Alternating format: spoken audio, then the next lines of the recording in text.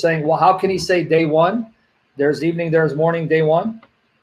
Yes, so my Very confusion easy. is God is describing his creative acts to his covenant people, because Moses would have written this down after creation, after evening and morning, after they know about day and night. And now he's speaking of his creative acts in language that will make sense to them in order to give them a model of how then to work and rest, modeling their work week after God's creation week. So now to repeat my answer to Genesis, I hope you get it. Who's writing down the Genesis 1 account of creation? Tradition says who?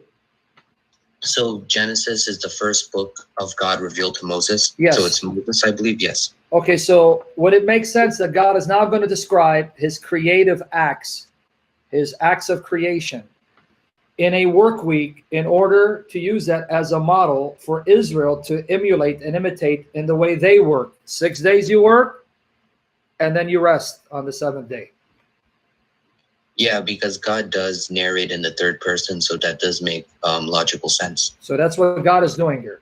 He is describing his work week, his week of creation, in such a way to make sense to his covenant community, so they have a model to follow to emulate when they work and rest. 6 days, seventh day. You get it?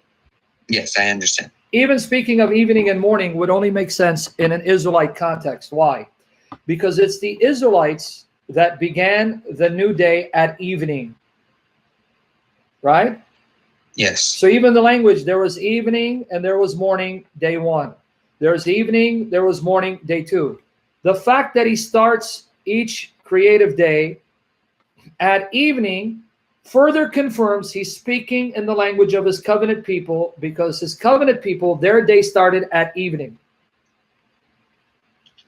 Okay, yes, that makes a lot of sense. That's the point. Now I understood your point, but did you get the answer to that? Yes, I did.